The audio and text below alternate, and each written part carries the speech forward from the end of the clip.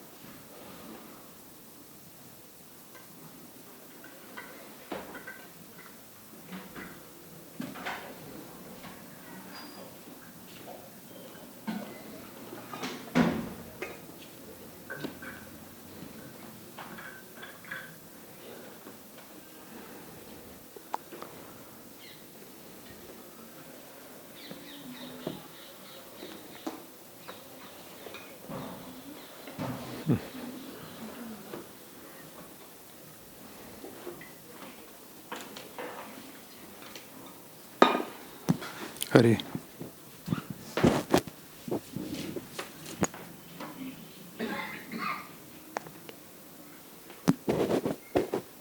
Hare.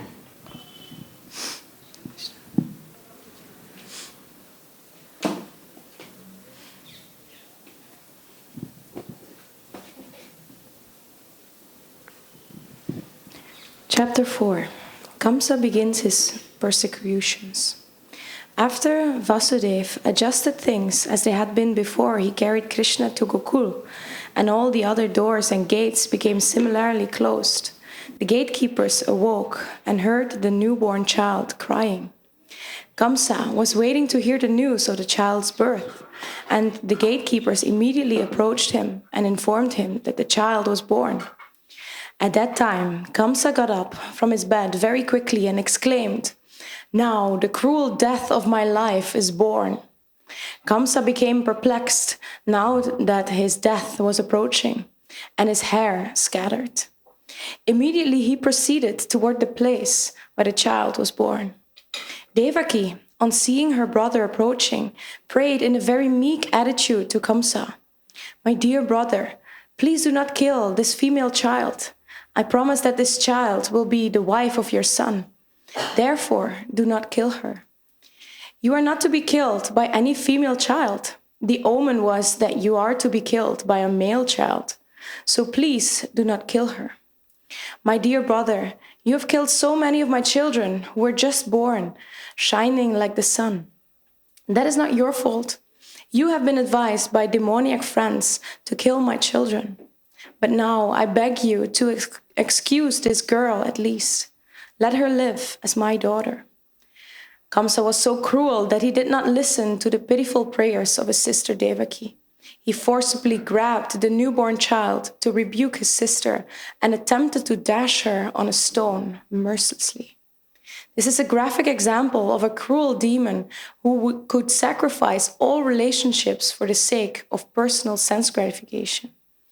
But the child immediately slipped out of his hands, went up into the sky, and appeared with 8 arms as the younger sister of Vishnu. She was decorated with nice garments and flower garlands and ornaments. In her 8 hands, she held a bow, lance, arrows, sword, conch shell, disc, club, and shield. Seeing the appearance of the child, who was actually the goddess Durga, all the demigods from different planets like Siddhaloka, Charanaloka, Gandharvaloka, Apsaraloka, Kinaraloka, and Ugraloka presented her with various articles and began to offer their respective prayers. From above, the goddess addressed Kamsa. "You rascal, how can you kill me? The child who will kill you is already born before me, somewhere within this world. Don't be so cruel to your poor sister." After this appearance, Goddess Durga became known by various names in various parts of the world. After hearing these words, Kamsa became very much overwhelmed with fear.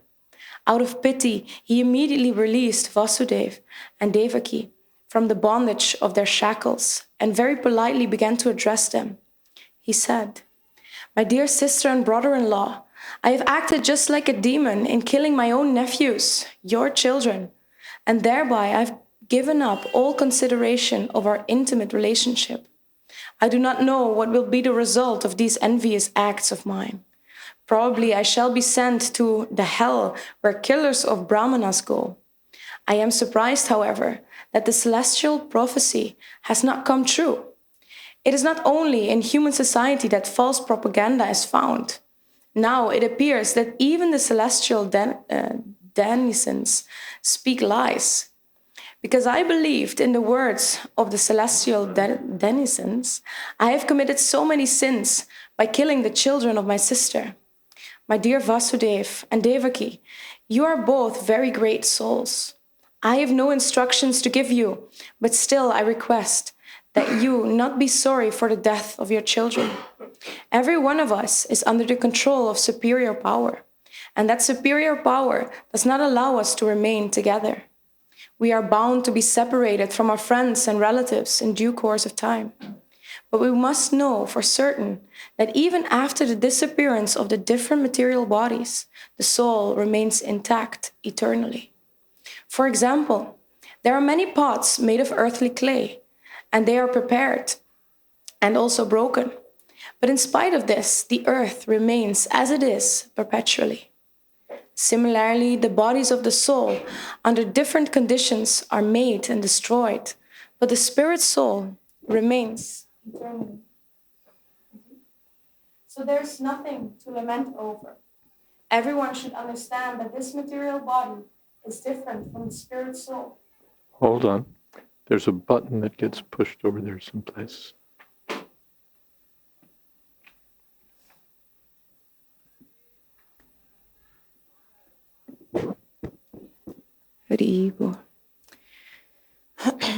So there's nothing to lament over.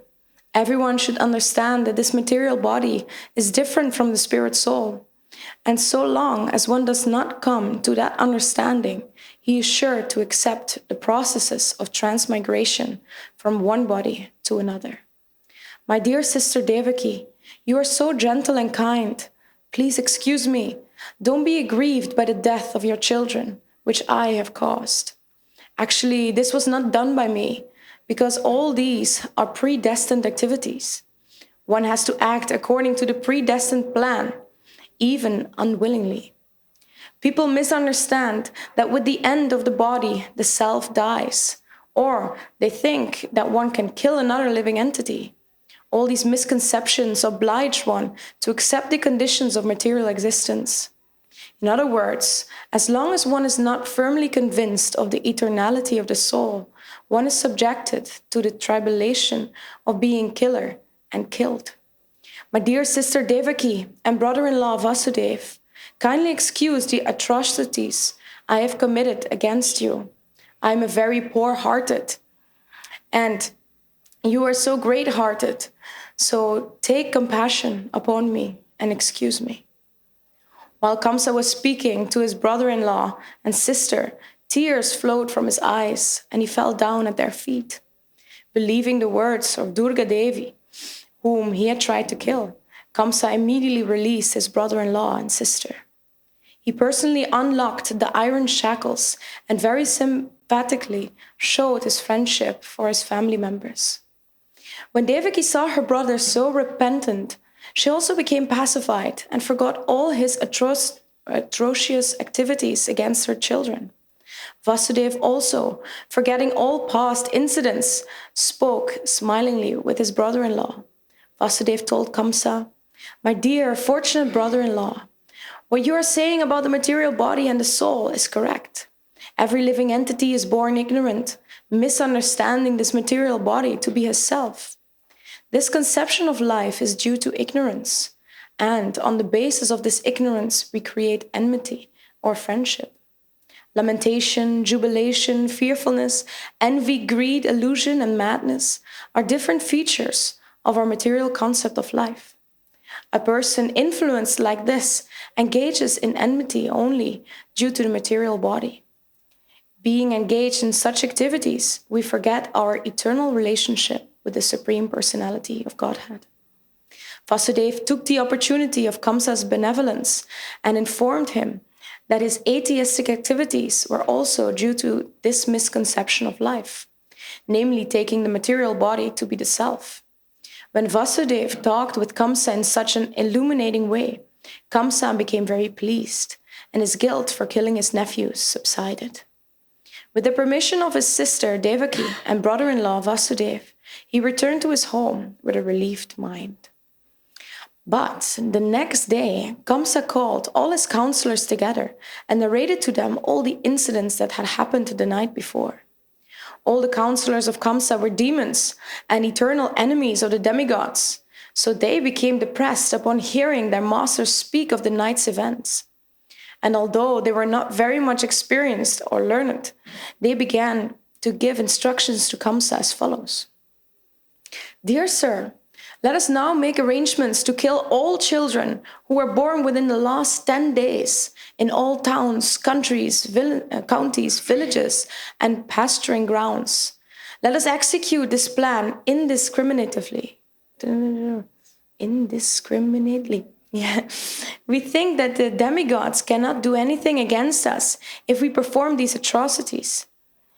They are always afraid of fighting with us, and even if they wish to check our activities, they will not dare to do so. Because of your immeasurable strength, they fear your bow. Indeed, we have practical experience that whenever you stood to fight with them and began to shower your arrows on them, they immediately fled in all directions just to save their lives. Many of the demigods were unable to fight with you, and they immediately surrendered themselves unto you by loosening their turbans and the tufts of hair on their heads.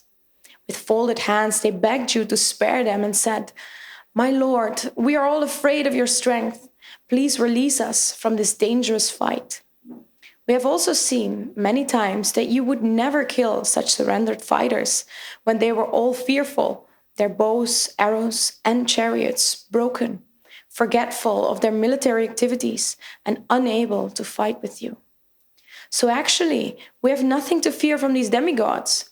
They are very proud of being great fighters in peacetime, outside the war field. But actually, they cannot show any talent in military power on the war field. Although Lord Vishnu, Lord Shiva, and Lord Brahma are always ready to help the demigods, headed by Indra, we have no reason to be afraid of them. As far as Lord Vishnu is concerned, he has already hidden himself within the hearts of all living entities, and he cannot come out. As far as Lord Shiva is concerned, he has renounced all activities. He has already entered into the forest. And Lord Brahma is always engaged in different types of austerities and meditation. And what to speak of Indra, he is a straw in comparison to your strength. Therefore, we have nothing to fear from any of these demigods. But we must not neglect them, for the demigods are our determined enemies. We must be careful to protect ourselves. To root them out from their very existence, we should just engage ourselves in your service and be always ready for your command. The demons continue to say, if there is some disease in the body which is neglected, it worsens and becomes incurable. Similarly, when one is not careful about restraining the senses and lets them loose, it is then very difficult to control them. Therefore, we must now be very careful of the demigods before they get too strong to be subdued. The foundation of the strength of the demigods is Lord Vishnu, because the ultimate goal of all religious principles is to satisfy him. The Vedic injunctions, the brahmanas, the cows, austerities, sacrifices, performances of charity, and distribution of wealth are all for the satisfaction of Lord Vishnu. So let us immediately begin by killing all the brahmanas who are in charge of the Vedic knowledge, along with the great sages who are in charge of the sacrificial ritualistic performances. Let us kill all the cows, which are the source of butter, which is so necessary for performing sacrifices. Please give us your permission to kill all these creatures. Actually, the limbs of the transcendental body of Lord Vishnu are the Brahmanas, the cows, Vedic knowledge, austerity, truthfulness, sense and mind control, faithfulness, charity, tolerance, and performance of sacrifices. Lord Vishnu is situated in everyone's heart and is the leader of all demigods, including Lord Shiva and Lord Brahma. Therefore, we think that to persecute the great sages and Brahmanas is to kill Lord Vishnu. Thus, being advised by his demoniac ministers, Kamsa, who was from the very beginning the greatest rascal, decided to persecute the Brahmanas and Vaishnavas, being trapped by the shackles of all devouring eternal time. He ordered the demons to harass all kinds of saintly persons, and then he entered his house. The adherents of Kamsa were all influenced by the mode of passion, as well as illusioned by the mode of ignorance, and their only business was to create enmity with saintly persons. Such activities can only reduce one's duration of life. The demons accelerated the process and invited their deaths as soon as possible. The result of persecuting saintly persons is not only untimely death. The act is so offensive that the perpetrator also gradually loses his beauty, his fame, and his religious principles, and thus his promotion to higher planets is checked. Driven by various kinds of mental concoctions, the demons diminish all kinds of auspiciousness. An offense at the lotus feet of the devotees and brahmanas is a greater offense than that committed at the lotus feet of the Supreme Personality of Godhead. A civilization that commits such sinful activities generally loses all faith in the Supreme Lord, and such a godless civilization becomes the source of all calamities in human society. Thus ends the Bhaktivedanta purport of the 4th chapter of Krishna. Kamsa begins his persecutions. Om Jnana Timirantasya Jnananjana Shalakaya Chakshurmilitam Jena Tasmai Shri Gurave Namaha Shri Chaitanya Manobhistam Sthapitam Jena Bhutale Swayam Rupakada Mahyam Tadhati Shapadantikam Vandehang Sri Guru Sri Jatapadakamalan Sri Gurun Vaishnavamscha Sri Rupam Sagrajatam Sahagana Raganatan Vitam Stam Sajivam Sadvaitam Savadhutam Parijana Sahitam Krishna Chaitanya Devam Shri Radha Krishna Padan Sahagana Dalita Sri Vishakhan Vitamscha He Krishna Karuna Sindho Dina Bandho Jagatpate Gopesha Gopika Kanta Radha Kanta Namostute Tapta Kamshana Gaurangi Radhe Vrindavaneshwari Vrishabhanu Sute Devi Pranamami Hori Priye Vancha Kolpatarubhyascha Kripa Sindhobhyevacha Patitanam Pavanebhyo Vaishnavebhyo Namo Namah Shri Krishna Chaitanya Prabhu Nityananda Shri Advaita Gadadhar Shri Vasadi Gaur Bhaktivinoda Hare Krishna Krishna Krishna Hare Hare Hare Rama Rama Rama Hare Hare. So Kamsa learns that the child has been born and rushes to the prison house to kill the child. Devaki pleads with him, please don't kill this female child. The male child was prophesied to kill you. But let this daughter live, let her be the wife of your son. But Kamsa cruelly grabbed the child and tried to dash her against the rocks.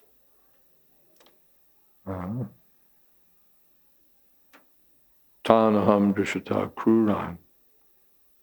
This is the nature of the demons, cruel. Chanakya Pandit also says that the serpent is cruel and a demon is cruel, but the demon is more cruel. And a serpent, at least you can charm with some mantra, but what can you do with a cruel demon? So such a demon was Kamsa, but when the child tried to kill the child slipped out of his hands and appeared in the sky as Durga with her various weapons and surrounded by demigods worshipping her. And the Durga said, "You're a fool." He's been called a fool a couple of times by prophetic demigods. The child that you worried about, the child who will kill you, is already born somewhere else. So don't be so cruel. So Kamsa became fearful, and out of pity he releases his sister and brother-in-law and essentially gives them a Bhagavad-Gita class. He repents that I've killed so many of my nephews, I've acted just like a demon, probably I'll go to hell. But I'm surprised that now even the demigods are lying. The denizens of heaven are lying. We expected the prophecy to be fulfilled, but instead, it seems they're spreading false propaganda. And because I believed them, I committed so many sins. This is the pattern now in his discourse. Everything becomes an excuse. It's the demigods' fault because they gave a mistaken or misleading prophecy. But then he says, and this is all legitimate philosophy, but we'll see how he uses this. We're all under the control of superior power. That superior power doesn't allow us to remain together, and so friends and relatives are separated, but the soul remains eternally the same. There's so many pots made of clay, they're fashioned and then they're broken, but the earth remains as it is. So the bodies are created and destroyed, but the soul remains eternally. So there's nothing to lament over. I killed 7 of your children monstrously, but it's Natvam Shochitamarhasi.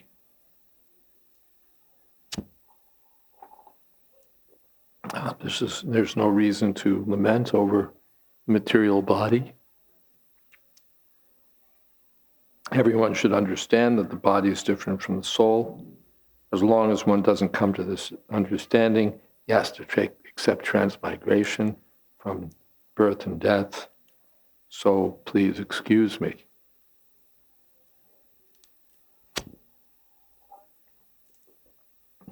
And then he has another argument, prakrite kriyamanani gunai karmani sarvasha. Everything's actually done by the modes of nature. So don't look at me. Destiny takes its own course. So, and everyone has to act accordingly, even if unwilling. What can I do?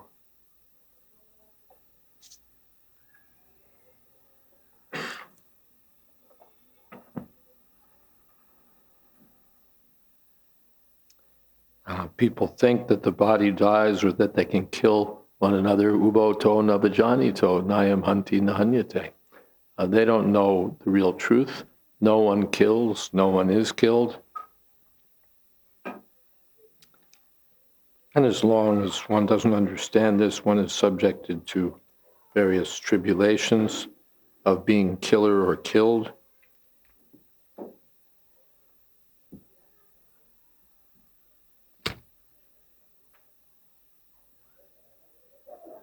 So again, kindly excuse these atrocities that I've committed against you. I'm very poor-hearted, you're great-hearted, so please forgive me. This is called the devil quoting Shastra. We find in various places that the demons can be quite learned. They know the conclusions, or some of the conclusions at least, of Vedic knowledge, and they invoke these conclusions to suit their own purposes. It's not for their own instruction, it's for the instruction of others. So these are the teachings of Hiranyakashipu, Hiranyakashipu, and here Kamsa. So he believes, now he believes Durga's words, and he immediately releases Devaki and Vasudeva, and sympathetically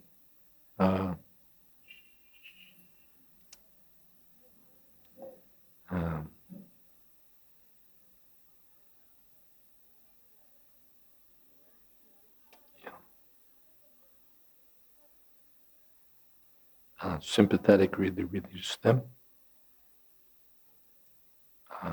just like a family member.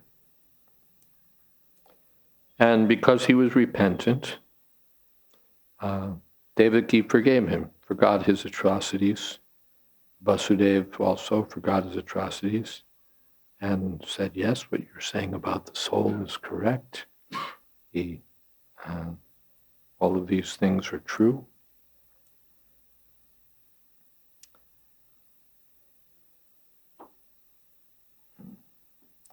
So Kamsa became pleased by hearing Vasudeva, and his feelings of guilt subsided, as I would think they shouldn't have. And he returned home with a relieved mind. But the next day he calls his counselors together. This is the problem, that first of all, he's a demon, and second of all, even if some good thoughts come into his mind by the instruction of Durga or by the association of Vasudeva and Devaki, still his counselors now misguide him. They puff him up and fill him with bad advice. Now we should kill all the children born within the last so many days, last 10 days, in the whole area. The demigods could do all sorts of mischief. So death, fire, and disease should be dealt with promptly. We don't want the demigods to become too strong, so before they become strong, better to cut them down. And you're so powerful that they're always afraid of you, so who are they compared to you? Humorously for us, he says, Vishnu's stuck in the hearts of all living entities. He can't come out. And Lord Shiva's off in the forest somewhere. Brahma's busy and doing tapasya, so we don't have to worry about them. And Indra is nothing. He's a small fry compared to you. When you take out your weapons and you're ready to fight, they all run, or else they surrender. They talk big when they're off the battlefield, but when you face them, then they cower. So where we have nothing to fear from them, but we shouldn't be negligent. We should cut them down. And how do we cut them down? They give the example that when disease is neglected, it becomes worse. When we don't restrain the senses, then they become difficult to control. So before the demigods become strong, we have to cut them down. And the way to cut them down is to attack Lord Vishnu by essentially hacking off his limbs. The Brahmins, the Vedic injunctions, the cows, the austerities, sacrifices, charity, this is all meant to satisfy Vishnu. So we should kill the Brahmins, we should stop the sacrifices, we should kill the cows. In this way, we should make sure that Vishnu gets no strength and the demigods get no strength.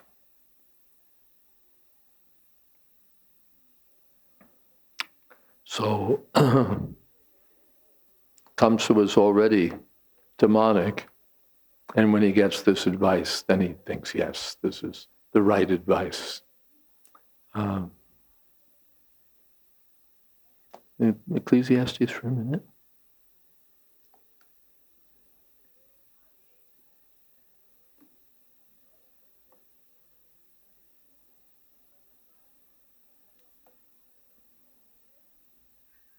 Yeah.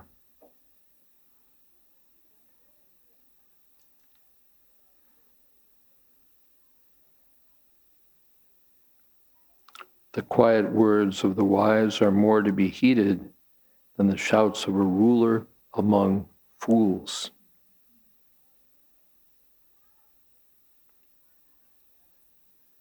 And one commentary says, very often the ruler of fools is a fool himself. Yeah.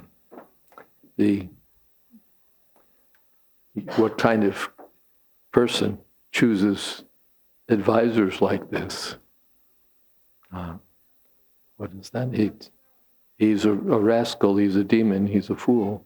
So he chooses advisors who are rascals, demons, fools. A wise king would choose wise counselors, pious counselors. But a foolish, demonic king chooses demonic advisors. So in that sense, he's responsible for the advice he's getting. He selected them. So the same thing happens with Jarasandha. He attacks Krishna. How many times? 17 times. And each time he thinks, I failed. And they say, no, it was just a fluke, just a trick of fate. You're actually the better fighter. So just regroup your forces and go out there and win. And every time he tries again, he loses everyone. And they say, no, it was just one of those things. And he believes them. He's so foolish. We hear, as they say, what we want to hear. So the demonic Kamsa, in the association or the demon in the association of devotees can change. Narad Muni advises a hunter, and the hunter changes. He becomes a gentle Vaishnav. So even a fool can become a devotee, Prabhu Vishnavenama, by the association of a great devotee. But here the fool is surrounded by other fools, the demon is surrounded by other fools. So he can't hear. There's no one that he can listen to. Only these demonic advisors. And so he begins following their advice, persecuting and killing, as we'll find the description in the next chapter. Any comments or questions?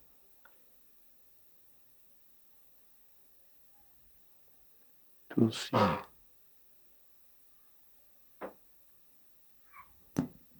Hare Krishna. Thank you, Maharaj. Two questions.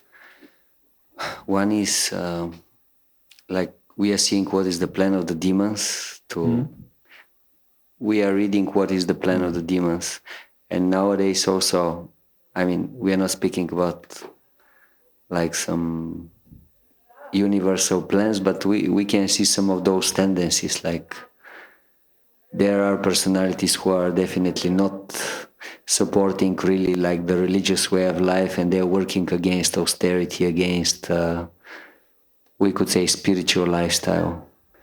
So is there some connection between? Totally. It's not just demonic tendencies. That's really, my goodness. Thank you very much.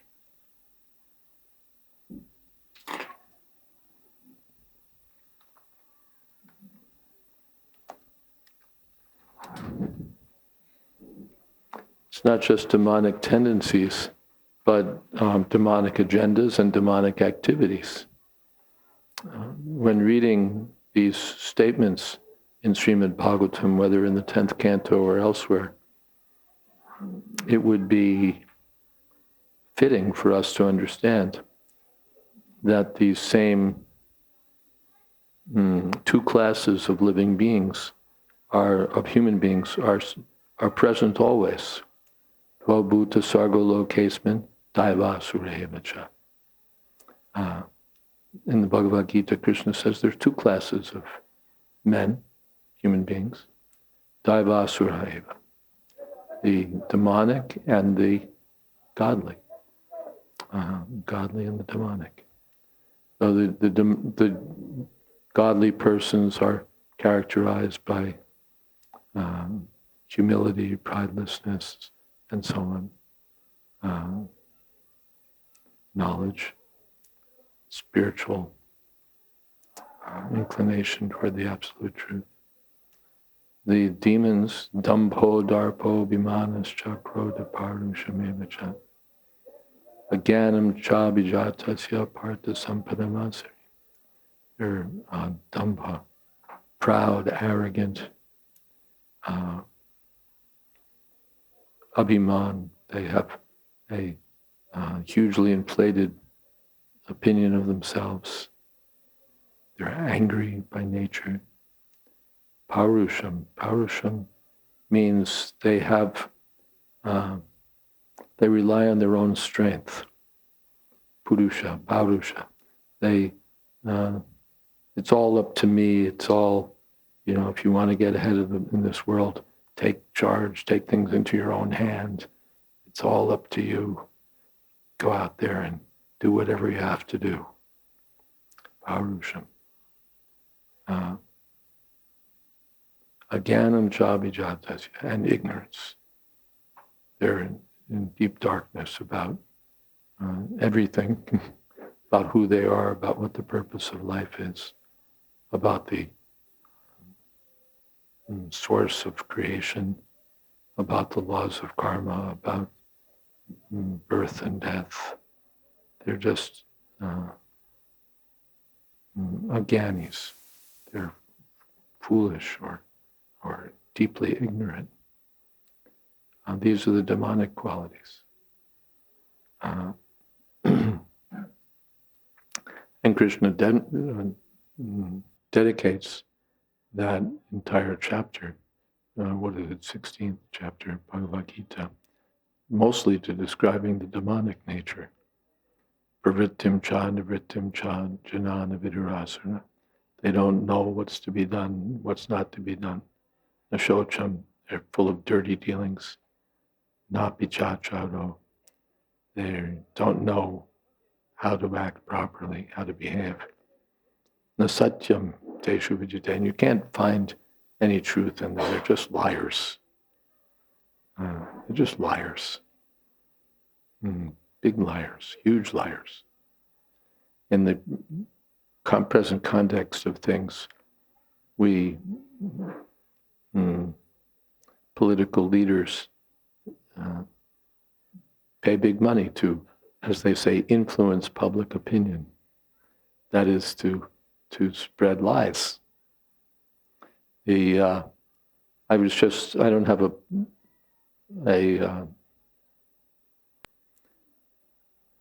stake or a platform regarding the war in Ukraine, but we heard yesterday that we know that America and its allies have strongly condemned Russia for bombing hospitals and schools, which is an atrocious thing to do. What I heard yesterday was that according to Amnesty International, Ukraine has set up its military bases next to hospitals and schools. So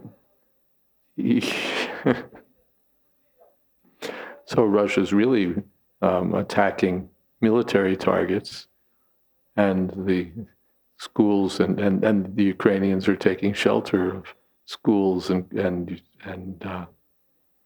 hospitals and using them essentially as shields. And then the propaganda machine goes into effect and says, the Russians are so base, so vile, that they're even bombing schools and hospitals. So again, I don't have a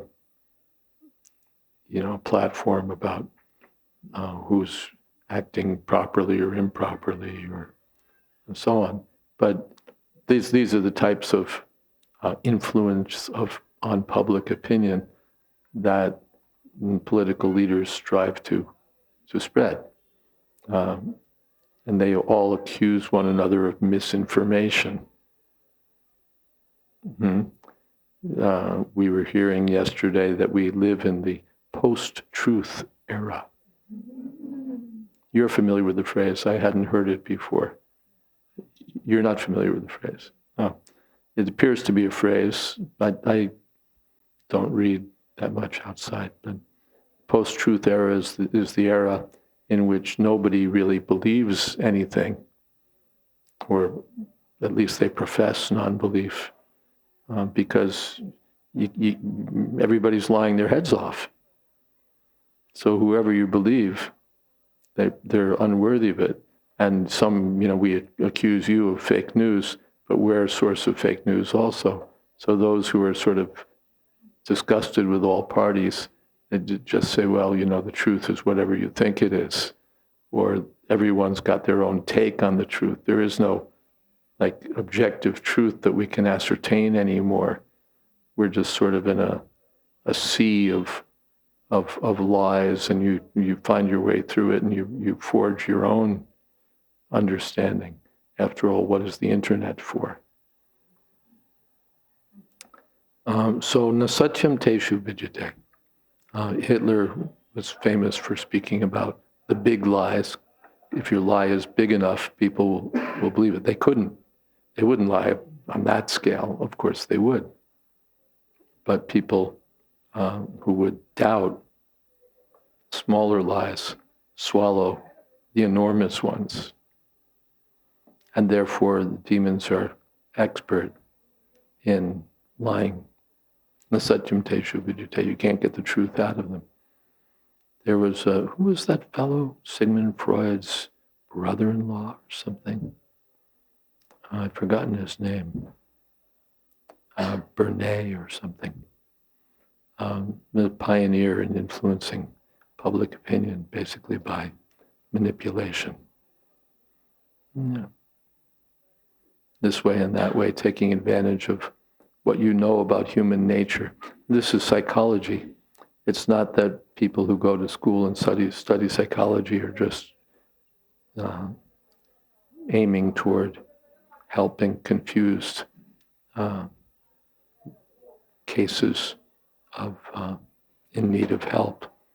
Or maybe that is their intention, but they wind up working for governments, corporations. They find themselves in motivational research. They find themselves devising methods of torture and so on. And then getting disavowed by their colleagues because we don't endorse these things. It's against our ethical principles. But the extent to which lying is a normative activity is quite appalling. Nasatyam teshu vidyate.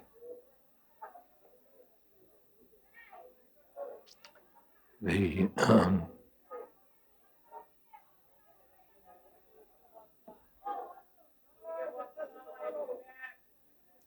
large scale things.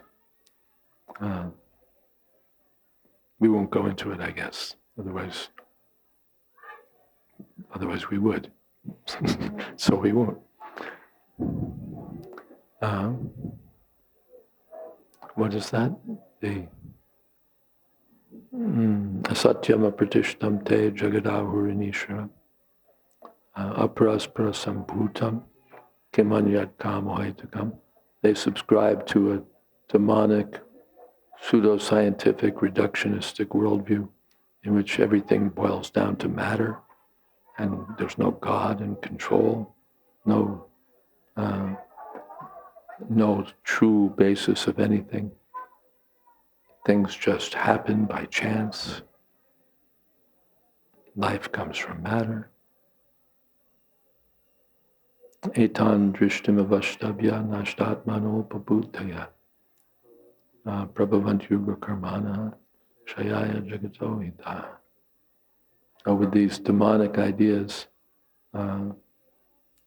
these alpabudhis, these people with no real intelligence, nashtatma, lost to themselves, devoid of spiritual knowledge, flourish in nasty activities, ugra karma. I've given the example that of cigarette companies that knowingly were marketing tobacco to children, pointedly. Anyone here familiar with Joe Camel? No, you don't watch television, and this goes back a decade or so.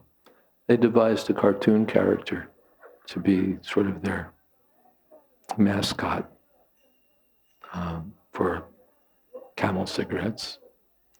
And a study by professors at the University of San Diego found that after Mickey Mouse, Joe Camel was the most recognized cartoon character for young children. Because the cigarette companies figured out that by the time someone's like 15 or 17, if he's smoking, he's already chosen his brand. So you got to get in early. They made the mistake inadvertently of entering into evidence in a court case some marketing plans from their marketing company, in which all of these things were plainly laid out. So, ugra karma, nasty activities. They don't care that tobacco companies knew more about cancer, tuberculosis, and all of the other things that tobacco does to the human body. They knew more about it than anyone, long before the public health officials were onto it. They had the data, they had the understanding, but it didn't matter because we're here to make money. And then they would sponsor false research to support false conclusions that would help their business. These things are going on. So similar things take place. Now it's also that, what is it called, Monsanto and Roundup and all of these petrochemicals that are used for pesticides and so on. I think Roundup is now banned in the United States, but it's not a problem because we market these things now abroad in other countries. Tobacco is, it's all right. If America clamps down on tobacco, we go to Russia, we go to Latin America, we go to other markets. So, vicious. Prabhavanti ugra karmana. Prabhupada said this verse, they flourish in nasty activities, kshayaya jagatohita, which are meant to bring about destruction and misery for the world. Prabhupada said this verse indirectly points to nuclear weapons, of which the world is now very proud. I would update that and include biological weapons. And we won't go into that further. But this is the demonic nature. And they'll create all sorts of false pretexts for what they want to do. I quoted in an essay published on my website from Macaulay, who said that it's long been the policy of wise rulers to disguise, forget what kind of acts he said, but disguise their acts under popular forms. So, we have something vicious and we say, well, it's for public health, or it's for democracy, or it's for women's rights, or it's for relieving the earth of overpopulation, or it's for this, or it's for that. We're good people. We're benevolent. We have the interests of the world in mind. We're doing this for you.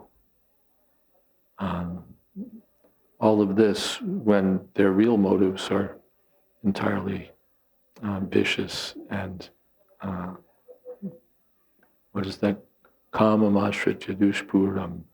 They're unlimited in their dedication to satisfying their lusty desires, gathering money by any means.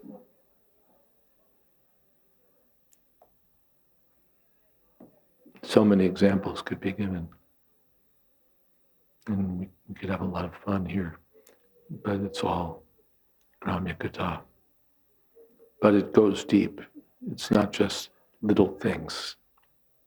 They would like us to think that it's a corrupt judge here, a vicious policeman there, a runaway misanthrope in some department, or it's incompetence. The governments don't really know what they're doing, so they sort of fumble and jumble and a bunch of clowns, basically, who can't get their act together. When in fact the opposite is true. They're extremely capable. They employ more PhDs than anyone else in the world. They're calculating, they're expert, and they're vicious.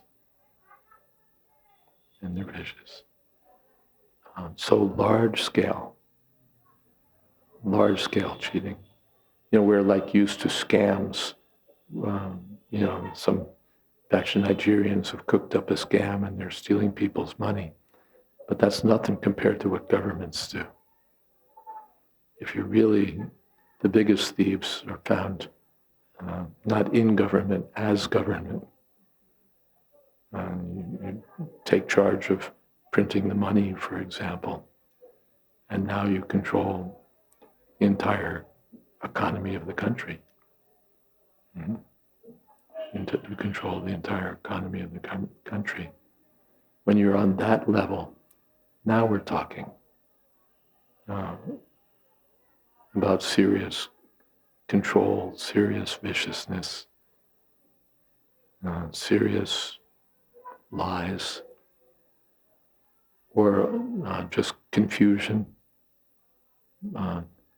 It's not necessary that you get people to disbelieve the truth, or that you discredit entirely rumors about vicious things. You just confuse people.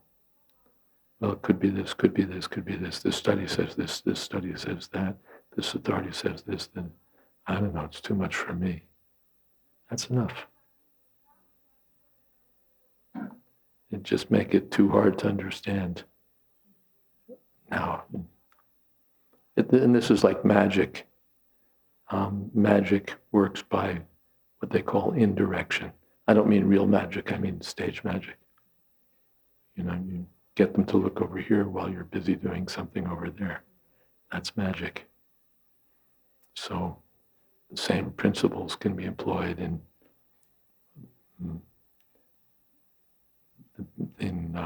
public policy. So it's whole governments, and we see it in some governments because it's like so crude and obvious. In Africa, right? Prasad, you go to a country like Nigeria, the whole country's a Nigerian scam. And not just Nigeria, but so many. And it's like blatant, just blatant. It's like so crude that who could miss it?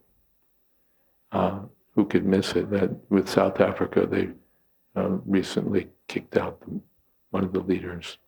And it was just so blatant, he couldn't continue. We had one devotee who was, anyway, the story takes too long to tell. But the conclusion was that the people in the government who had hired him were just cheating like anything.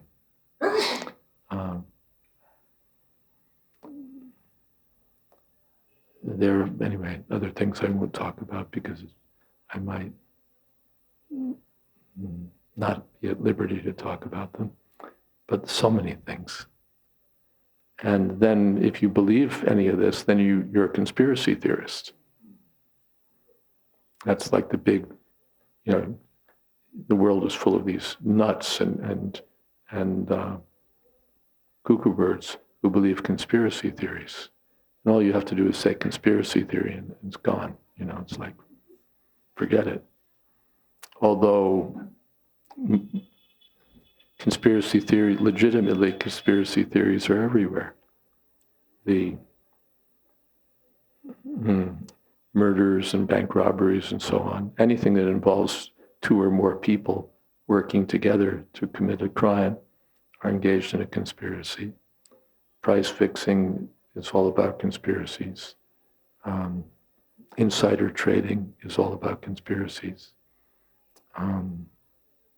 Espionage, classic conspiracy. So while our governments are busy tracking down all these obvious conspiracies, their information departments are busy dismissing critics because they're conspiracy theorists. And admittedly, there's a lot of cuckoo bird conspiracy theories also. There's some of them, by the way, created by the government so that they can discredit them.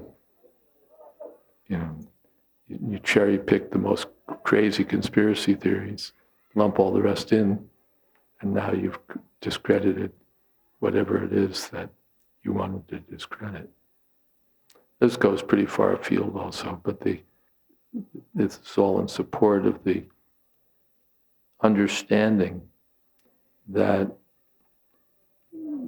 what we're hearing about in the person of Kamsa is not just past history or a narration about one evil king. Dasyu prayeshu rajasu in the Bhagavatam. In Kali Yuga, the heads of government will be on the level of plunderers. Dasyu prayeshu rajasu.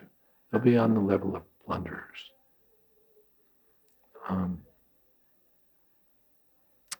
I really sort of at one point in earlier days, I sort of thought that this was a little bit much. When you read 16th chapter, it reads a little bit like hyperbole. Too much, ha ha ha ha ha. Sort of cartoon kings of the old Indian movies or old ISKCON plays, But particularly after I spent too much time looking at events surrounding 9/11, I concluded that everything said in chapter 16 is entirely true and perhaps slightly understated, and that it absolutely pertains to what we're dealing with today. Once the world was overburdened by the unnecessary defense force of, demonic rulers who were posing as the royal order. So my conviction is that what's stated in 16th chapter Gita is absolutely true, and that the circumstances under which Krishna appeared are still with us today, or with us again today. And sometimes Prabhupada said the Hare Krishna movement appears to counteract these demonic propensities,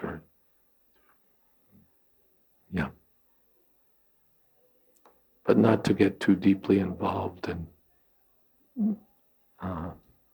digging into the ins and outs of all the things that the demons are doing, because there's no end to it. There's no end to it. Prabhupada said for their sense gratification, they'll do anything.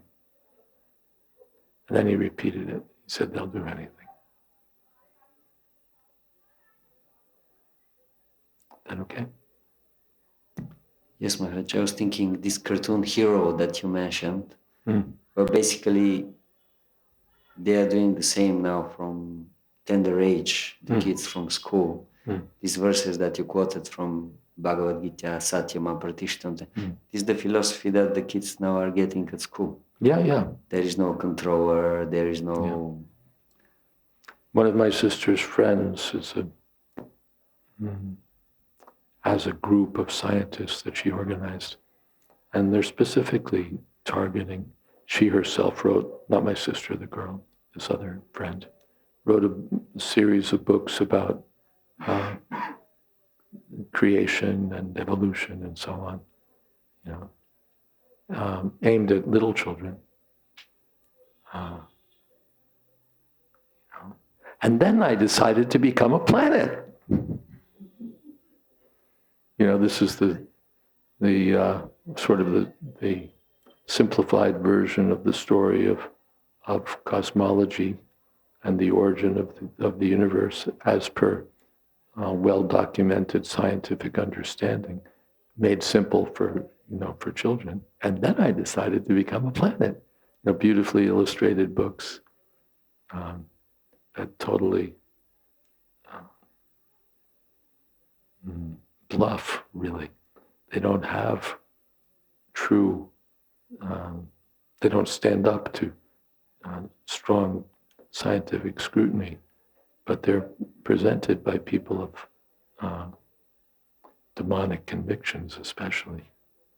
Maybe some other people also, but especially by people of demonic convictions, and pushed hard. So there's a whole contingent of scientists and what you might call science groupies, people who are on board with scientific agenda, who are pushing hard on the internet and elsewhere to just get rid of all this mumbo-jumbo stuff and keep us fixed and keep us following the science. However much the science is a bluff.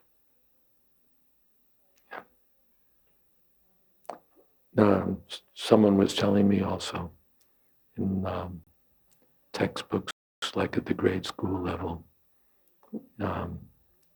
it's now become important to sort of,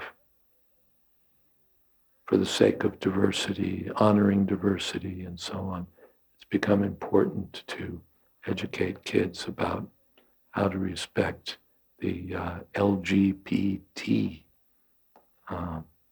did I get all the letters? Community. Q. Q plus? Yeah. QGB, the letters keep growing. I have some ideas about what the next letters will be, but we won't talk about that here. But it's gross. So this gets introduced in schools. Schools and from grade schools up to colleges. Anyway, I won't tell you. I don't want to fill the evening with stories and anecdotes. Everybody's got plenty of stories and anecdotes. But from a young age, children are just taught that, what's the difference between straight and gay? It's all, it's just a lifestyle choice. Or more important than a lifestyle choice, there are some people who are, what is it? Prakrute kriyamanani. By the laws of nature, they're destined to be gay or bi or T or it's nothing to do with choice. It's who they really are. So all on the bodily platform with a deep misconception of the self in support of people who don't even know which body they're not. So these things are going on, which are also of demonic nature. Human life is meant for spiritual realization. And in your schools and colleges, spirituality is sort of pushed out because we're a secular society, but we push in, gay, lesbian, bi, trans. That's something that we should learn to respect because we're a democratic society. So things are not getting much better as Kali Yuga progresses. And, this was, no one would have imagined like 40 years ago that this would today be normative.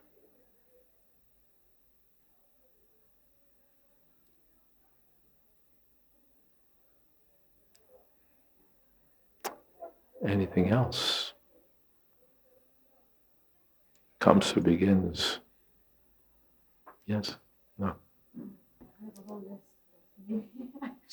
Just wanted to ask one more thing about Kamsa. So Maharaj, While I'm thinking of it, those who want a little taste anyway of particulars can go to my website and read my articles on 9/11.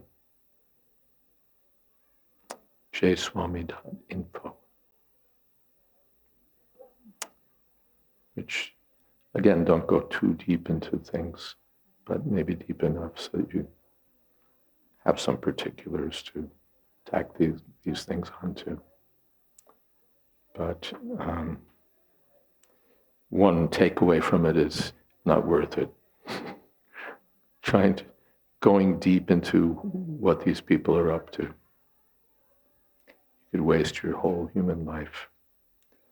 You need to go deep into Bhagavatam, Bhagavad-Gita, and Sri Chaitanya Charitamrita.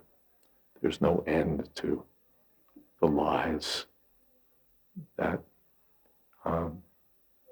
present themselves as truth in Kali Yuga.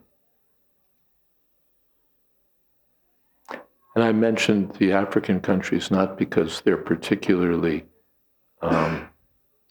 because abuse is particularly rampant there, just because they're crude at it. They don't know how to play the game in such a way that you don't see it. You know, they're just not sophisticated. So anyone from America or Europe looks at it and says, "Oh," and sees, you know, right away they're a batch of thieves. But the way that theft and the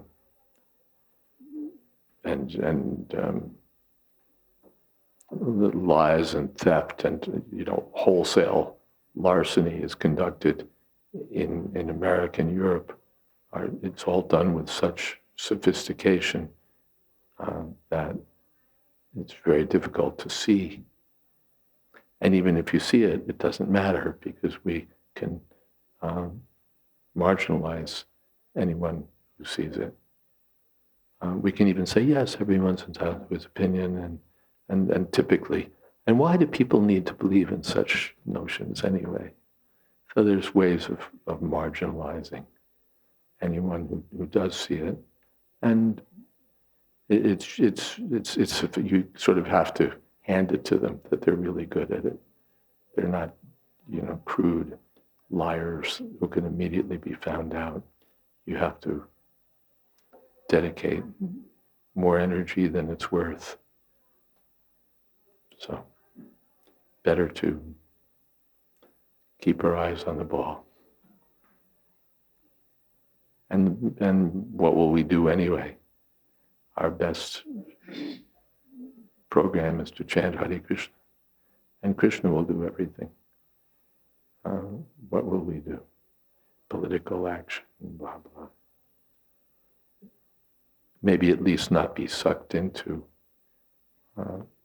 demonic political agendas, thinking that we're supporting public welfare. That would be good.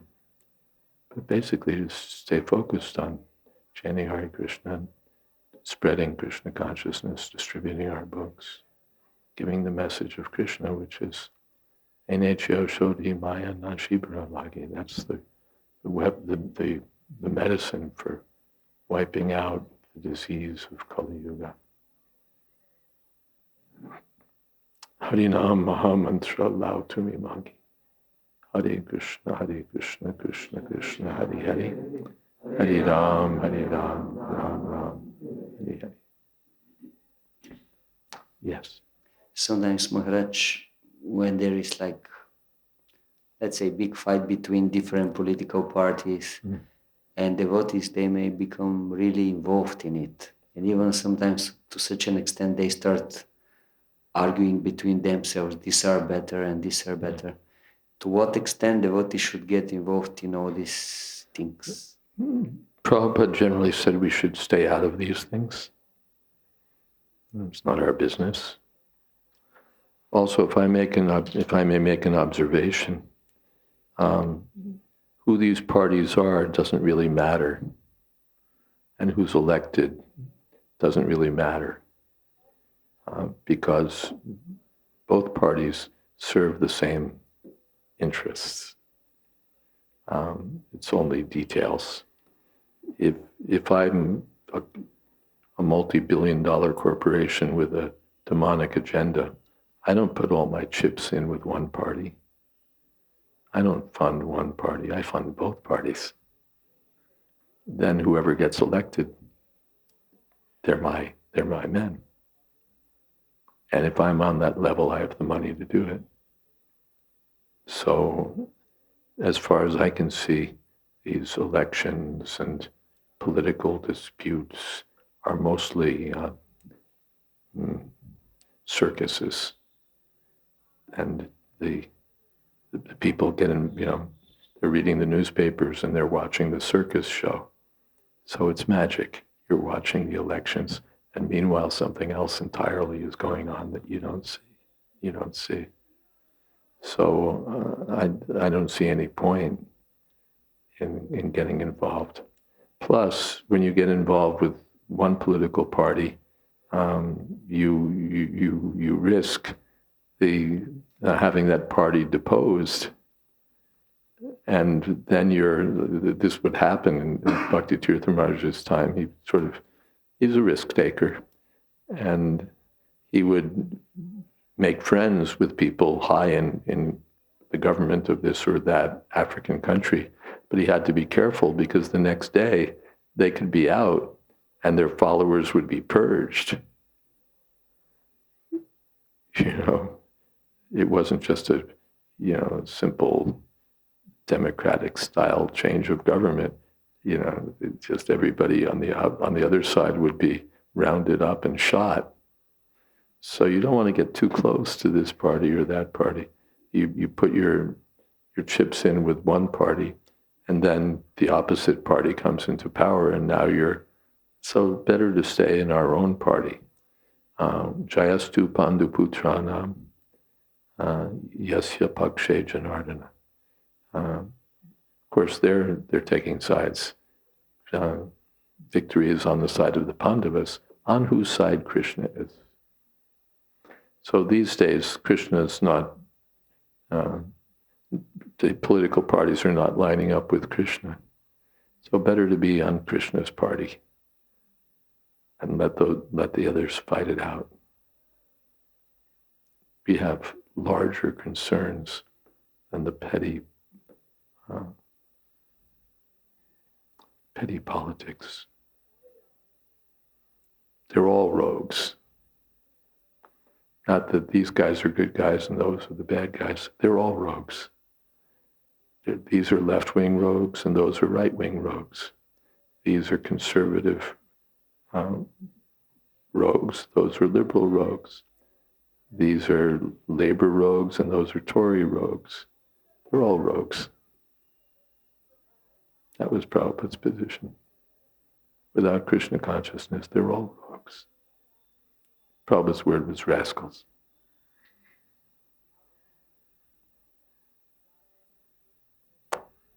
Something else?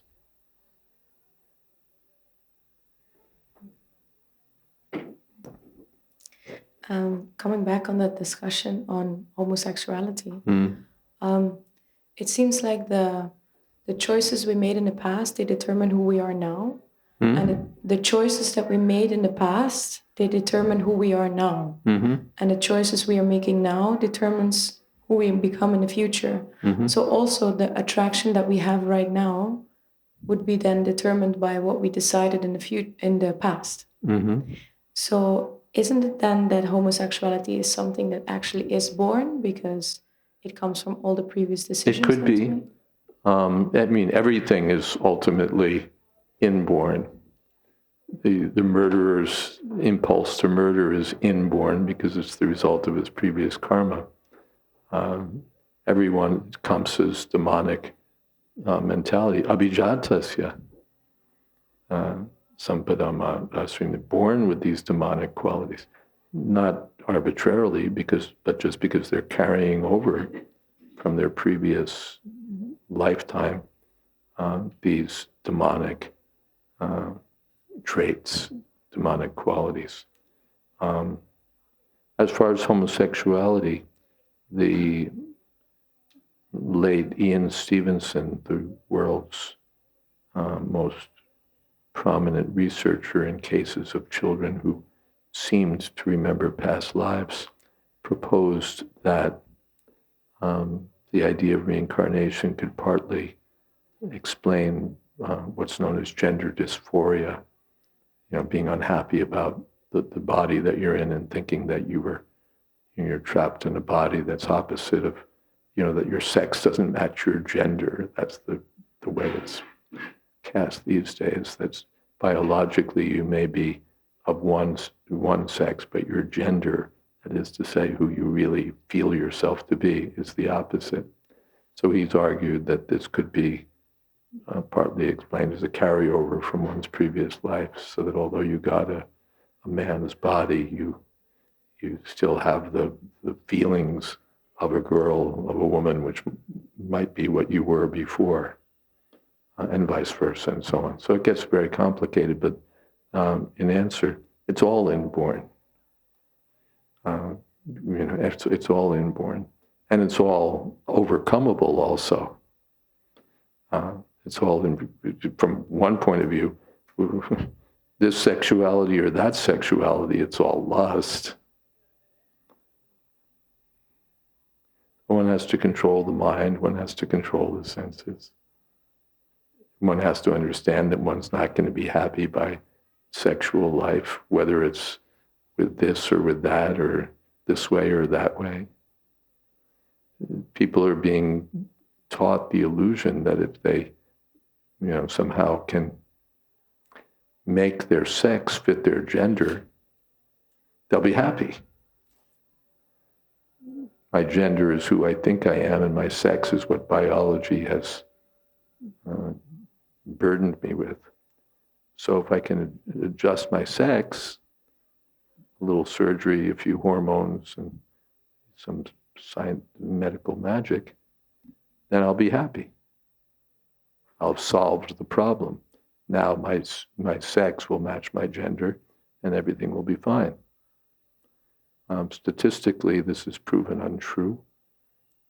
Suicide rate among the transgender people is exceedingly high. And some doctors who were extremely enthusiastic in the beginning about pioneering this kind of work have changed their minds, seeing that they're making life worse for their patients, not better. Also, one sometimes sees, I know of one case personally, that sort of the doctors get enthusiastic. You come to them and you want to change, and they're enthusiastic about it. And then afterwards, when it's irreversible, you have, what do they call it? Buyer's regret. That's what they call it, I think. The people have, they realize that, no, it doesn't work for me. No, it doesn't. It's not right. I still, I know one case, he went from man to woman and he couldn't go back, but he was trapped. And it sort of pushed it. Even these days, they push it for people who are really too young to make such decisions. So this is a demonic world. And they're thinking that somehow and it's the same idea basically, if I just press the right sex buttons, everything will be fine. I just need to get the right girl or the right boy or the right body or the right this or the right that, and or the right practices or the right positions or the right this or the right that. If I just get it right, I'll be in heaven. I just have to get my sex right. It's like steering a ship or something. You just have to get it right, and then boom, you'll reach the destination. And according to Shastra, you'll never be happy that way. What is that? Tripyanti neya kripana bahudukha bhajam. They'll never be satisfied. Chintama parameyam cha. Up to the point of death, they'll be unhappy. So it's a big lie. If you just do the right thing sexually, everything will be great.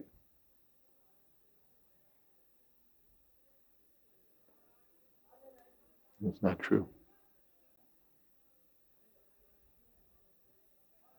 One has to become Krishna conscious, understand that one's not the body, understand one's spiritual nature, and as far as possible get free from the entanglements of sex life.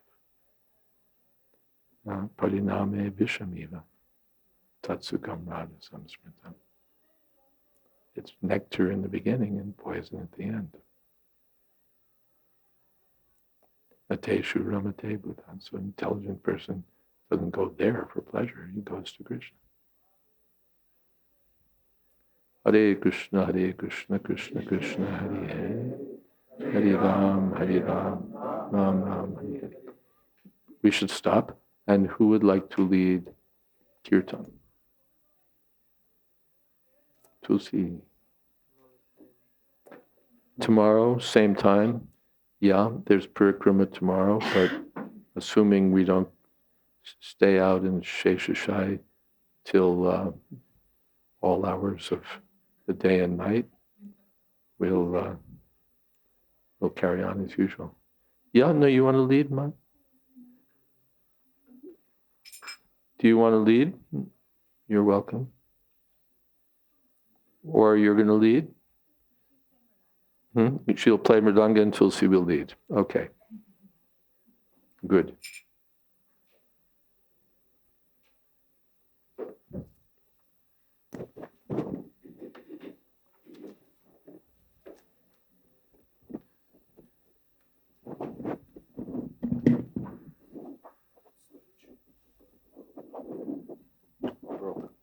Hare Krishna.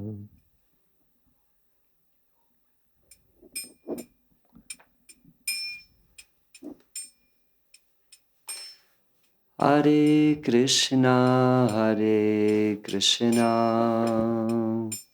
Krishna Krishna, Hare Hare, Hare Rama, Hare Rama, Rama Rama, Hare Hare.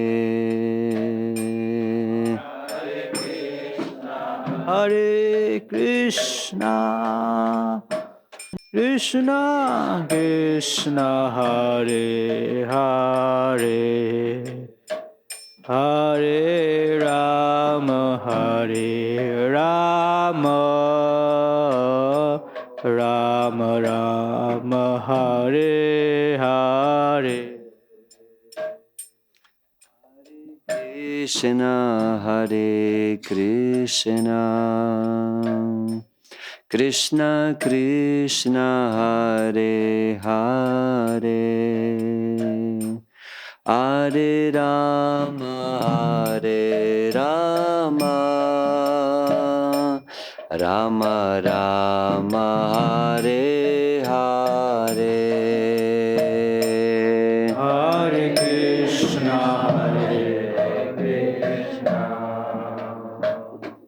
Krishna Krishna, Hare Hare, Hare Rama, Hare Rama,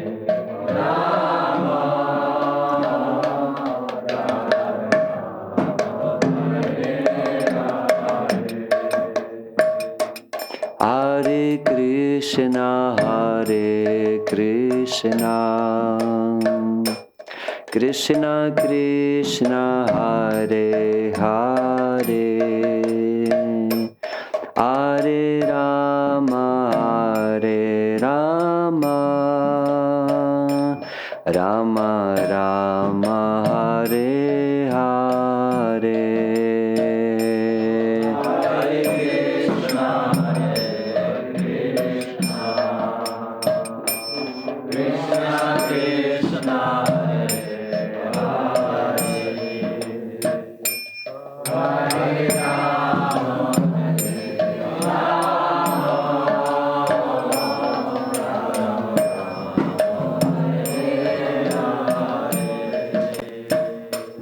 Hare Krishna, Krishna Krishna, Hare Krishna, Hare Krishna, Krishna Krishna, Hare Hare, Hare Rama, Hare Rama, Rama Rama, Hare Hare.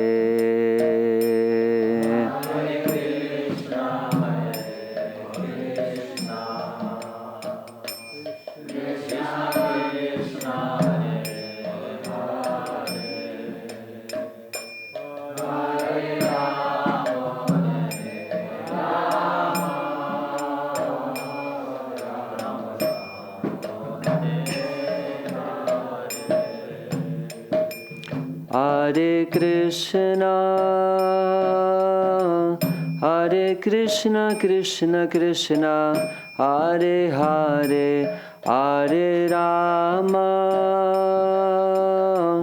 Hare Rama Rama Rama Hare Hare.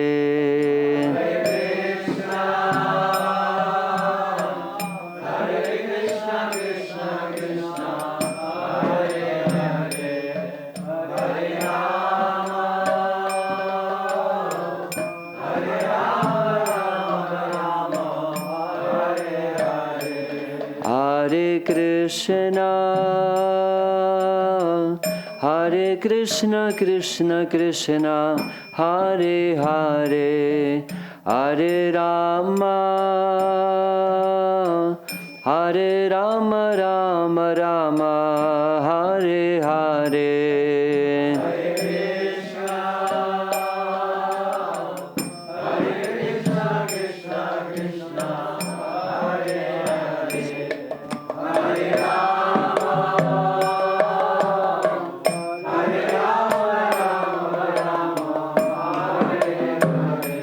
Hare Krishna,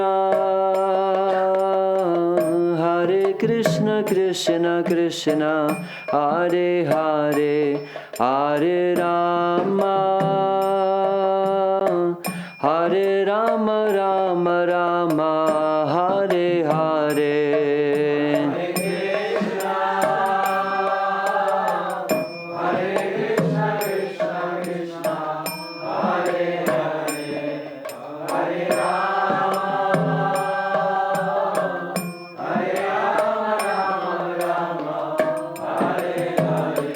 Hare Krishna, Hare Krishna, Krishna Krishna, Hare Hare, Hare Rama, Hare Rama, Rama Rama, Hare Hare.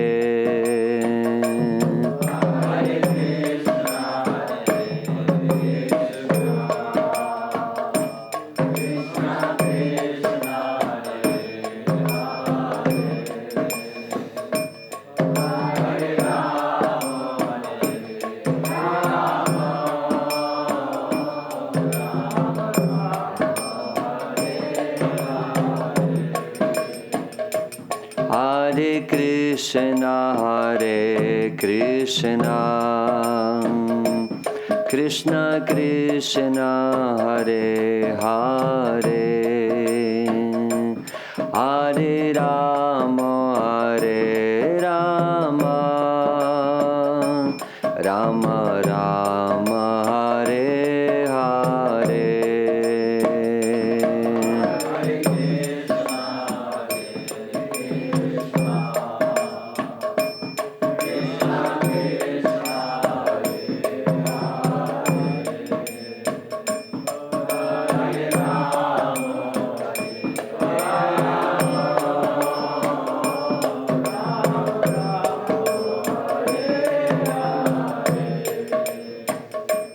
Hare Krishna, Hare Krishna, Krishna Krishna, Hare Hare, Hare Rama, Hare Rama, Rama Rama, Hare Hare.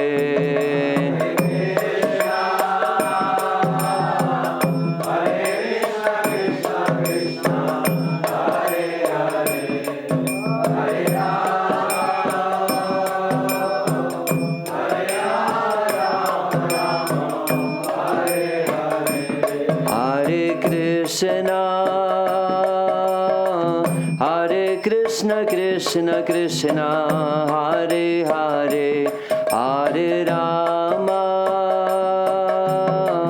Hare Rama, Rama Rama, Hare Hare.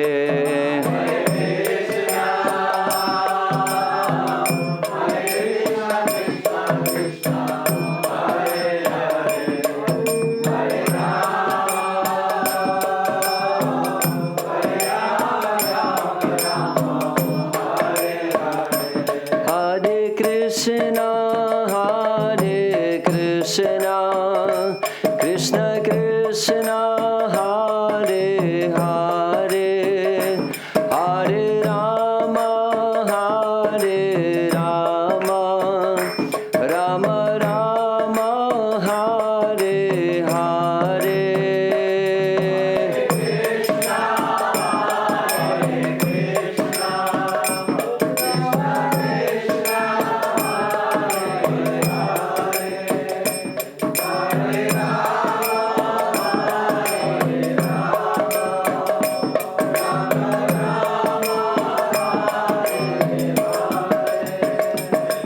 Hare Krishna, Krishna Krishna, Hare Hare, Hare Rama, Rama Rama, Hare Hare.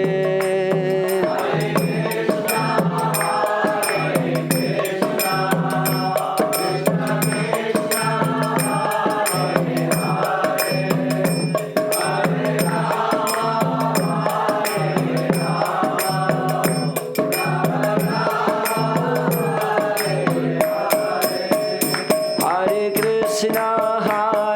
Krishna, Krishna Krishna, Hare Hare, Hare Rama,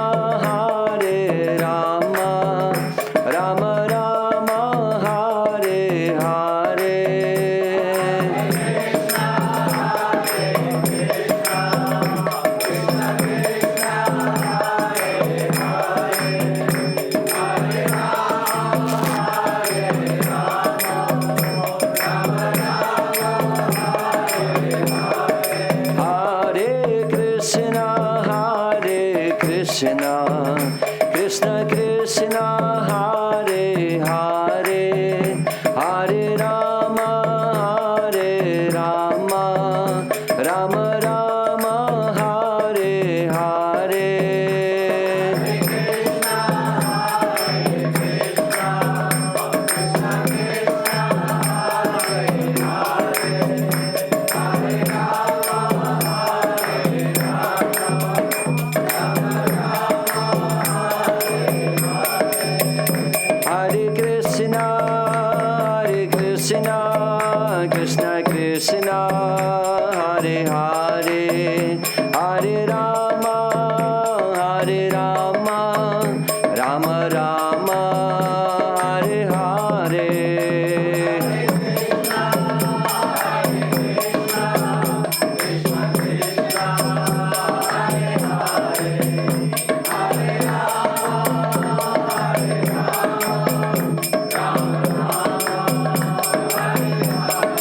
Hare Krishna, Krishna Krishna, Hare Hare, Hare Rama, Rama Rama, Hare Hare.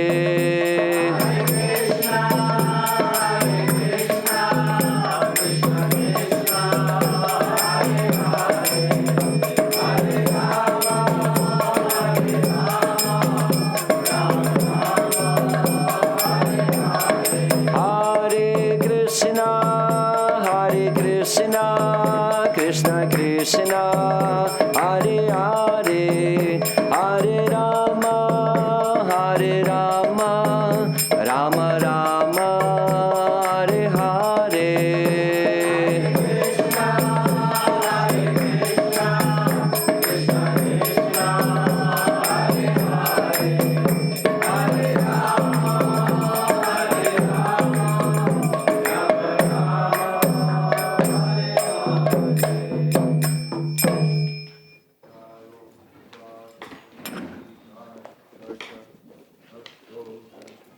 Srimad A.C. Bhakti Vedanta Swami Maharaj Prabhupada ki jai, Ananta Koti Vaishnavrinda ki jai, Namacharya Srila Haridas Thakur ki jai, Prem se kaho Shri Krishna Chaitanya Prabhu Nityananda Shri Advaita Gadadhar Shivasadi Gaur Bhaktivinoda ki jai, Sri Sri Radha Krishna Gop Gopinath Shama Kund Radha Kund Giri Govardhan ki jai, Vrindavan Dham ki jai, Navadip Dham ki jai, Jagannath Puri ki jai, Ganga Mai ki jai, Jamana Mai ki jai, Tulsi Devi ki jai, Bhakti Devi ki jai, Samaveta Bhakta Vrinda ki jai.